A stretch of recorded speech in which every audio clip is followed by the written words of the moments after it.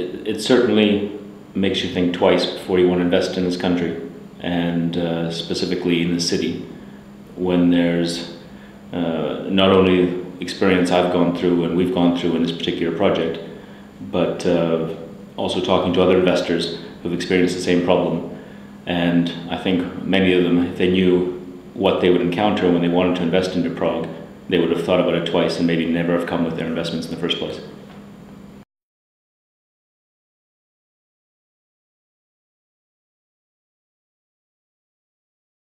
That's a very difficult question, because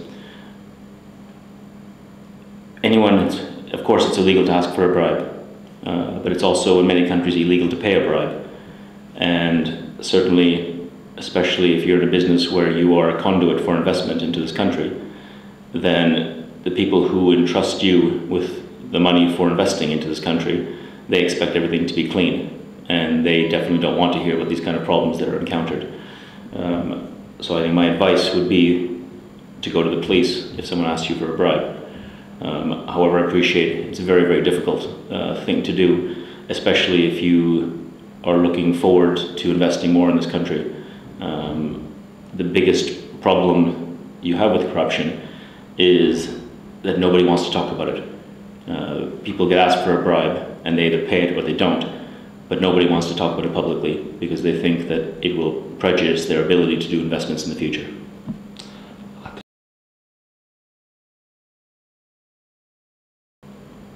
I don't think I can give you an answer like that right now, very quickly. I think it's a very complicated problem, mainly because nobody wants to talk about it, even people who have encountered it. I think it starts with a strong law against corruption, which I'm not so familiar with the laws here in terms of what officially is done around corruption. I know there's been a lot of talk about it the last few governments, but it doesn't seem to have significantly altered the level of corruption. From some people I've talked to who I think have a relevant opinion on the matter, think that the laws are intentionally written so that they don't actually have much of an impact on the level of corruption in this country.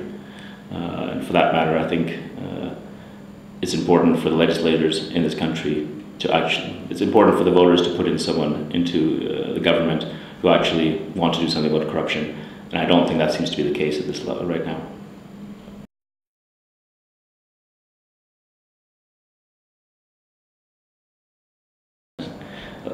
Canada is one of the cleanest countries in the world in terms of doing business and lack of corruption. So it's probably not that relevant to compare, but what is interesting coming from Canada and how corruption is seen and accepted or dealt with in Canada. Because corruption is everywhere, of course. I mean, there's always cases, even in the cleanest countries.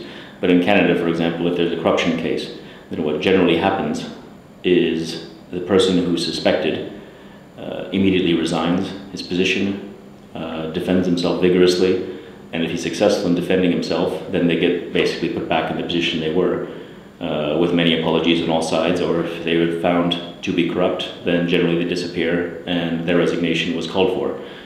What I always find interesting here is there are so many corruption cases that everyone who's accused of corruption basically denies it, tries to bury it, doesn't discuss it, and they never resign, or rarely do they resign unless they're forced to.